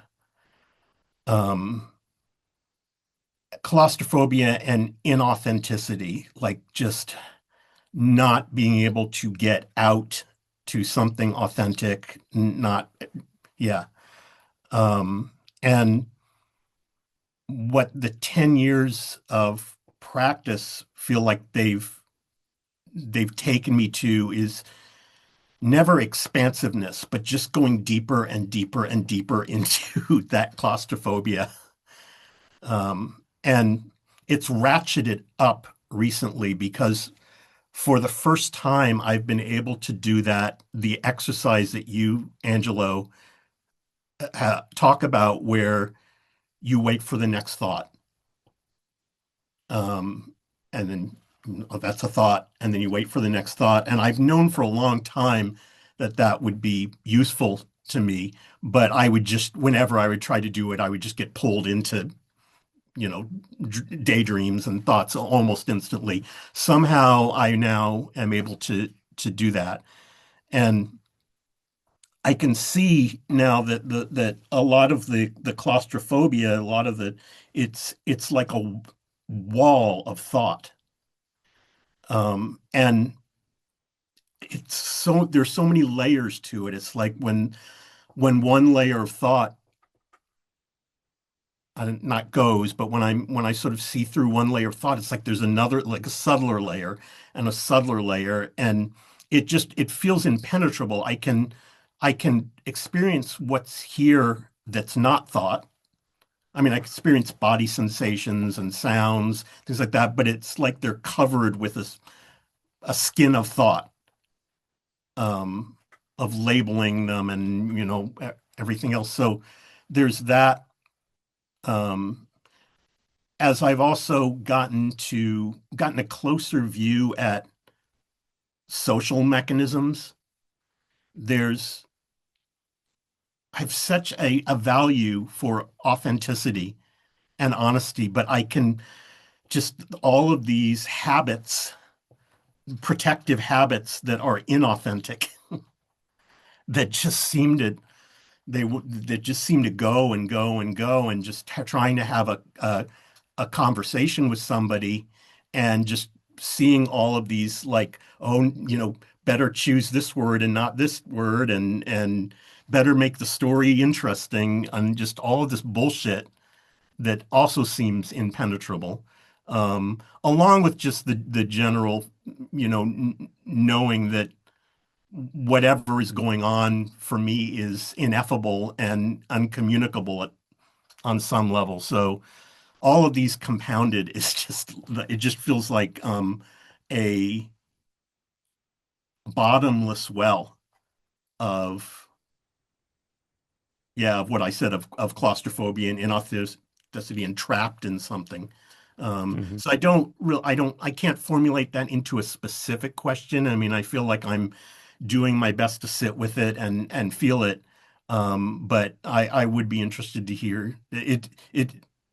I I have sort of faith from what you and others and everybody tells me, that it's not actually bottomless, that there is an expanse outside of it, but it's not my experience. Yeah. Yeah. What is the claustrophobia? What does it do for you?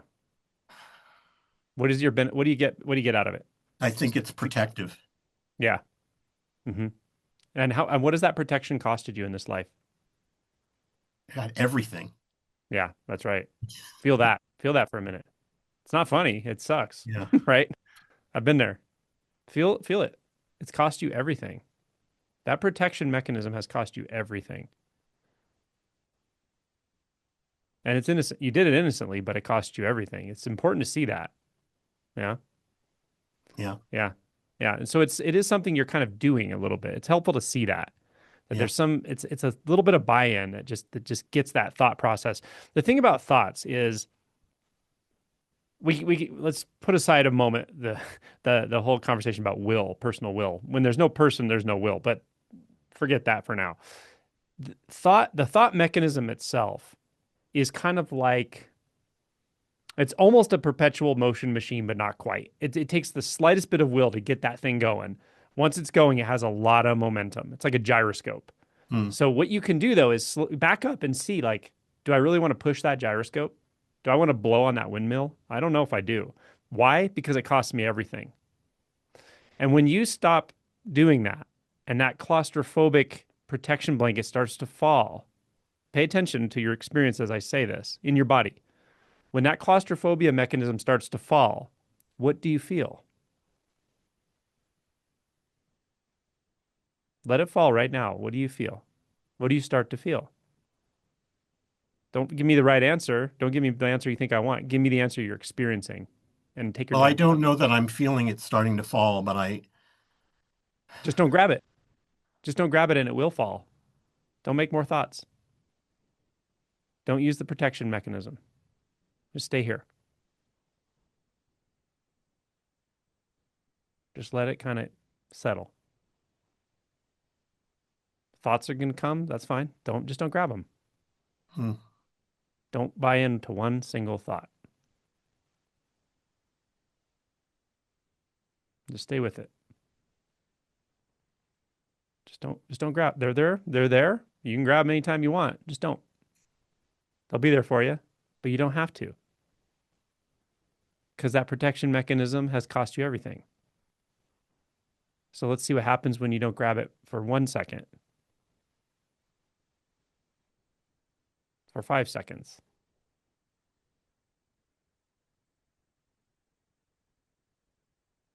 Good. Good. Don't even grab a doubt. Doubts are going to come by. It's like, oh, you don't want these thoughts? How about these ones? You want these ones? Don't take any of them. Stay with this. What is it? What's the experience of it right now?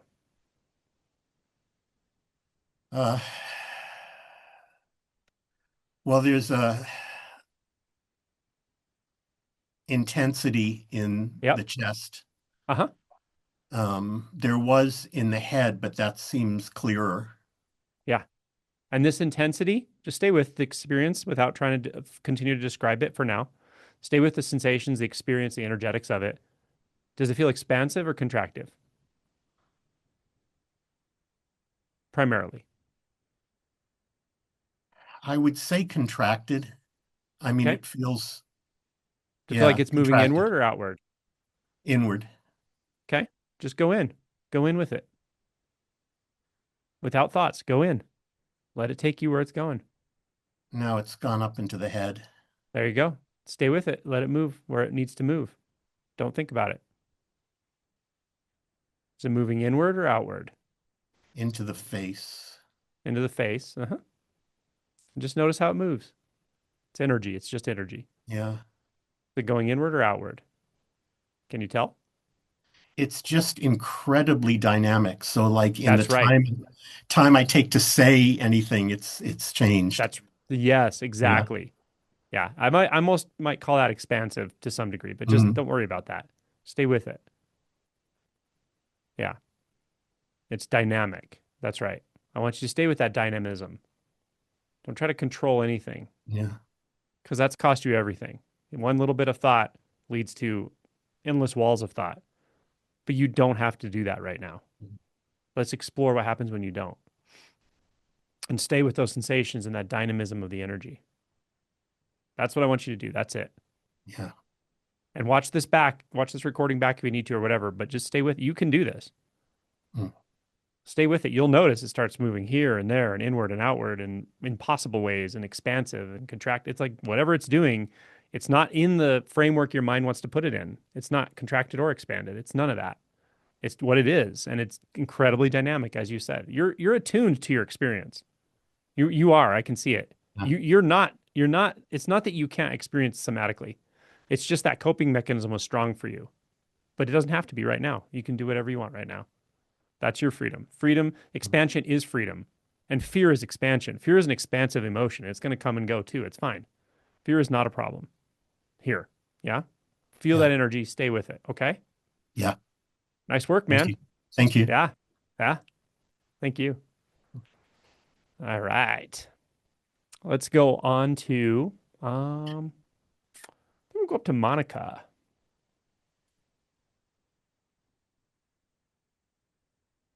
Hello, Angelo. Hello, Erik, and everyone.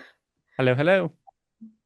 And I'm a little emotional because of the previous work you did with the last person. I was also doing it because it's kind of related. So it's about thoughts. I had been investigating more subtle thoughts with sensations in the body, and first it was like the body map was very strong, like my knees are here, my hands are here, and then I started inquiring, like, why is it so not so subtle, so big? And I realized it was fear of not functioning. It was like, if I don't know where my hands are and my knees are, then I will not function. And then I kind of built the next layer, and I saw it was, if I cannot function, I'm in danger, and it was fear, fear, fear. And then when I went into that fear and I felt it, there was a sort of oneness experience, but I'm not sure if it was like that because it was not like I imagined. and it was like, it's ridiculous to feel fear if I'm everything. Like it's like kind of being afraid of my own self. And then when I came back to thoughts, I'm like, okay, then the body map must have gone, right? And nope, it was still there. And then I kept like peeling the onion. And the next thought, and that is my question, the next thought is, I'm here, like somewhere here behind the face. and it's like this time I don't see fear. I don't know what it is, and I don't know how to keep investigating, but it's like very strong, like I'm here, like. And yes, and the oneness thing was just an experience, not a shift of oneness, because it left. So I guess my question is, how can I investigate that thought that feels kind of big, like I am here? Nice. Okay, thank you. Erik, you wanna give it a go? Sure. Yeah. Hey, kind of like we were just doing before, this is an invitation, right? When we have a sense of self that says, I am here, you know, oh, it definitely feels like something, there's some kind of thing that feels like me that's in this body. And it's the mapper, maybe, or it's the thing that feels like it got small and it was big. What happened? Um, is it a problem to feel that sense of self? I guess, like, I see the cost of it, like, I guess it's kind of like pushing away, like I'm here and the others or the other things are out there. Okay. It's I So don't it know. feels like a place maybe that you're hiding. Mm, I don't know if hiding would be like the word, but What's the word? maybe like maybe it's I don't want to be nowhere. Like there's some place that I have to be in. That's good. That's good. Yeah. I don't want to be nowhere. Okay, so this is, for me, this was always the really interesting thing when I don't want, or I, anything that began with I was like, okay, who, and this is really where inquiry, the rubber hits the road, right? I don't want to be nothing. Okay. Can you sit with that for, just let that hang there? What does that feel like?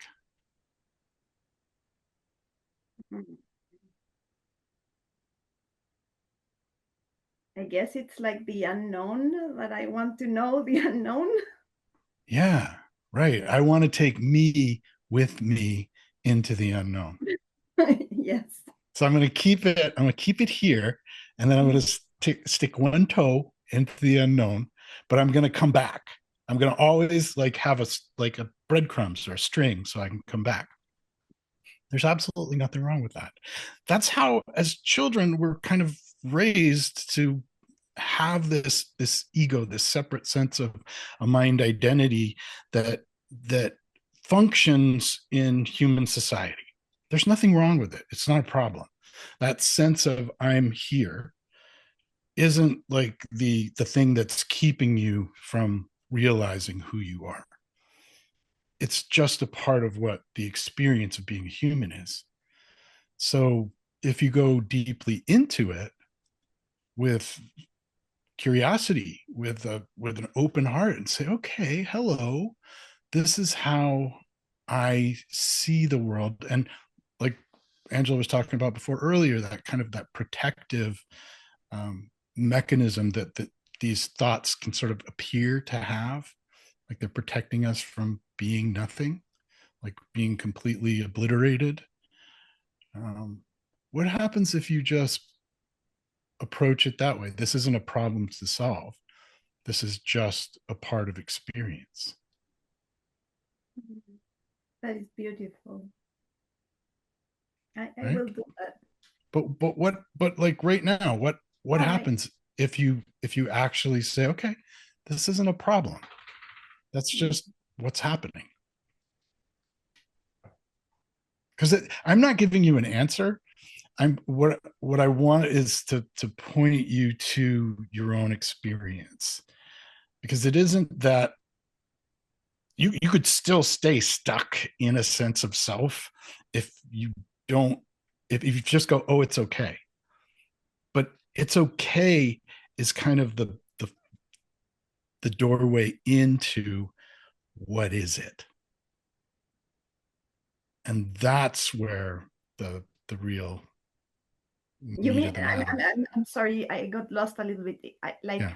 I need to be in that okayness. No, you don't need to do anything. But Okay. what I'm saying is that the invitation is to explore what that is, not to just make it okay or go, it's okay. I mean, it's a good starting place to not call sensations or thoughts problems, because then you've automatically set up this adversarial duality with them. So you say, okay, this is what it is. I had this experience of openness and oneness, but this isn't that. This is something different. What is this? And not saying that openness and oneness are the right thing and this is the wrong thing and I'm doing it wrong. I need to, we can always just come to the experience we're having with a gentle, curious, and compassionate approach. And it's going to show us who we are. And who we are is what we're doing here. Beautiful. Thank you. You're welcome. Thank you, Monica. Okay, let's see. I think we have time for one more. Let's go to Sam.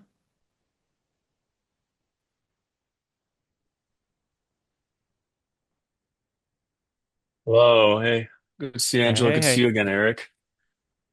Hey, Sam, how's it going? Long time no see. Yeah, long time no see. You've been coming up a lot, though. I'll have to message you about you came up in a very funny way recently, like a month ago. But that's a story for a different day, maybe. Um, I um I was speaking with someone recently, and she said to me, um it was after I was at a bar and I felt attracted to a woman that was there, and I went and talked to her. And then a whole bunch of stuff happened afterwards, and I was just kind of processing it. And then she said something in quotes that felt like it hit the nail on the head for me. And it was the phrase, I have to perform for love. And it's felt like that phrase of I have to perform for love has like seeped into my nervous system. It's like lighting up all these different parts of me that that belief is seemingly ingrained with. And it's just left me it's just left me feeling a little bit more confused um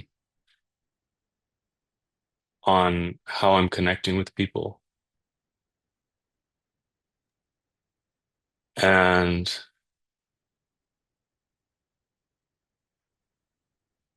yeah, I mean, when I notice the antics that are happening in me, the way I interact with people interpersonally, and I notice the antics and the defense mechanism, and I notice everything, it sort of seems like what's left is sort of like a confusion and like a not knowing, like kind of like being a clueless little kid or something, and not really knowing what I want or what to want, and feeling,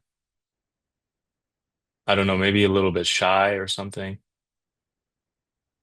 Um, so I don't really know what I'm asking, but I guess I was just hoping you would help me explore this a little bit. Sure.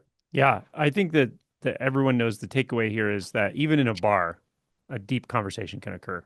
That's a pretty cool thing for someone to say to you, right? In a bar or afterward. After that You don't was afterwards, expect yeah. that depth of communication. Okay. I love this statement. I have to perform for love. And then I love that you resonated with it and it really stopped you in your tracks. So here's the question for you. Do you have to perform for love, Sam? No. Good. Is there ever a time you have to perform for love? Relatively, yes. Okay. No, That's that's how I fair feel. statement. Fair statement. And then are there times when you don't have to perform for love? Um, just when I'm being, I'd say. Yeah. That Well, was let that me was ask you really my this. awakening thing too. It was like the realization. I was like, oh, it's complete. I didn't need to do anything. That was the realization. But anyway, sorry, go on. Yeah, yeah. And I mean, I'm talking about it totally in the conventional, actually, because we're talking about a Yeah, relationship and attraction conventionally. and stuff. Yes. So, conventionally speaking, I mean, what struck me is if probably there are people you have to perform for love to get attention, get love, validation. And certainly Yeah. there are people you don't. You know what I mean? Hmm. Yeah.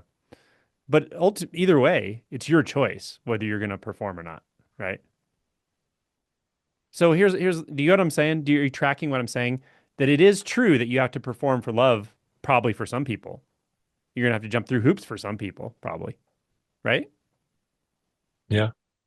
They're not going to give you attention. They're not going to give. It's transactional, but they need you to act or whatever. That's their trauma. There are people who they don't need you to act, and they're going to get bored with you if you do. Do you agree with that? That they don't need me to act and that they're going to get bored with me. They're Is that going what to you get said? bored with you if you act. Like the acting is going to be Oh, account, yes, right? yes. And That's that would be true. more of like an emotionally healthy person, That's true too. Yes. right? So all those Yes. types of people are out there. So Yes. now how do you want to That's act? true. How do you want to act in the world? Which kind of person do you want to attract? How, how do you want to approach Um, people? Do you want to act or do you not want to act? Knowing that. I yeah, I don't want to act. I don't Good. want to act. Good. What does it look like when you engage with somebody and you don't put on an act? Um, well, the act will come on because it's a habit, but Hmm, that person will react to it in a corrective way often, and then I almost instantly will drop it because I never asked for it. It's just something that I felt I had to do as a kid to get yeah, something that I thought I wanted. So it's not something that I'm attached to, it's just good. like a habit. Yeah. I think Yeah. that's awesome. Yeah. And it means you're interacting with the right people too, or you're interacting with people who are going to hold you accountable, or really that just want you to be you, and they don't want an act.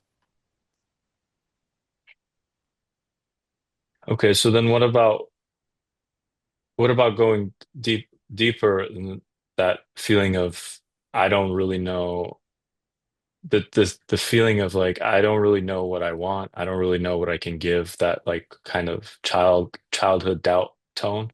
Sure. So there's a belief that says I don't know what I can give. Yeah. Yeah, what I can give. Yeah. I Uh, would say let's focus on that for now okay, because, well, I mean, I'll just jump to the last chapter. In relationships, you're going to have to learn to give. Everyone's going to have to learn. If you're not giving in a relationship, it's going to at best be just an unsatisfying relationship for both people. Like sure. it's about giving ultimately. Yeah. So Yeah. the question I have for you is it true? There can be a belief that says, I don't know what to give. Belief can be there. The question is that a true belief about Sam? Is it true that you don't know what you have to offer or what you can give?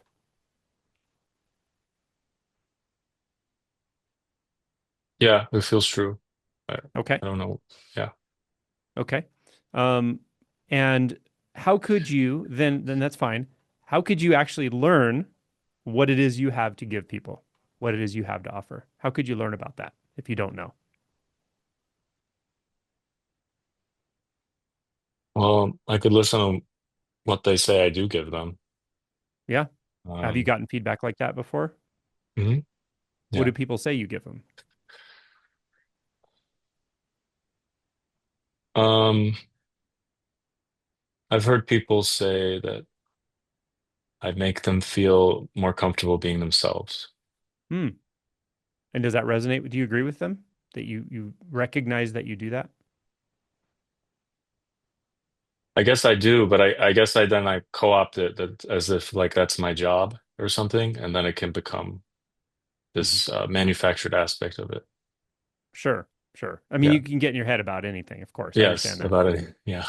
And at the same time, are there moments when you can genuinely feel the amount of, I don't know, authenticity and presence you're offering someone in a moment? They're actually benefiting from it. They're receiving it. Have you had moments where you feel that? Yeah. Yep. Yeah, but I don't know what to do.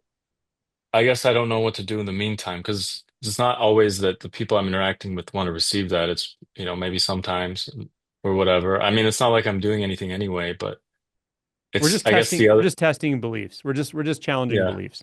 Yeah. Okay. Like don't take yourself off the hook. Like give yourself credit, man. Okay.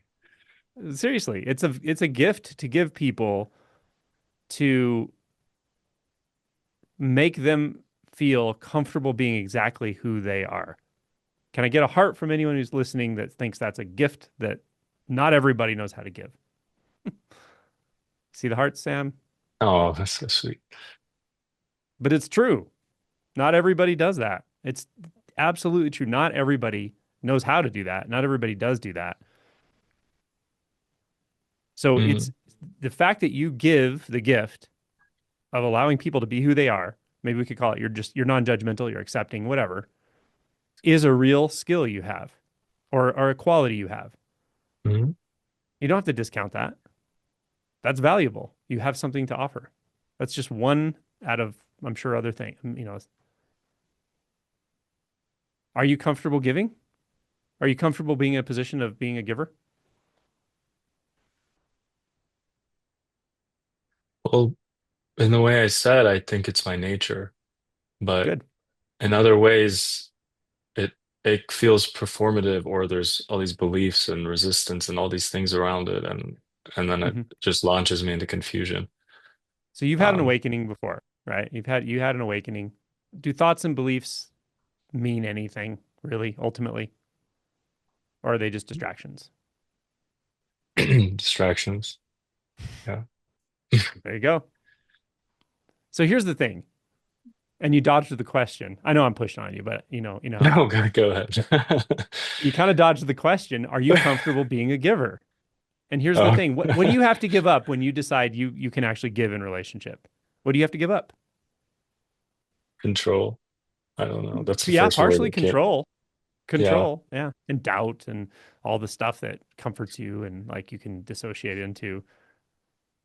But it's also the truth because we just explored that it's the truth and we got a bunch of hearts about it and all that. You know what I mean? I'm literally just pushing on I'm testing your beliefs. You're a sharp dude. You're smart and you're introspective. So test those beliefs out. You know what I mean? If you test the beliefs and you push on the beliefs, especially these critical beliefs that we're looking at, then all the blah blah blah dissociation and shit, it will calm down because it's based on that ambivalence that is the safety mechanism that you can grab onto when you don't challenge your own beliefs in some areas or when you don't really see what's going on clearly. So in this Mm, area, I think you're not fully clearly seeing what's going on. What's going on is you have something to offer. mm, Not that just you have it to offer, you actually do give it. You give that, at least that mm, one gift to people. mm. Can I get an amen? Amen. Amen.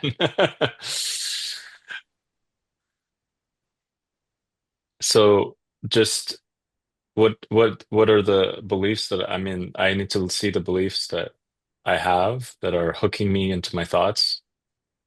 Well, partially, yeah. You can go back. So with this will be recorded, so you can go back through and see what I actually led you through, how we found that one belief, how we, the whole process we just did. It was a whole inquiry process.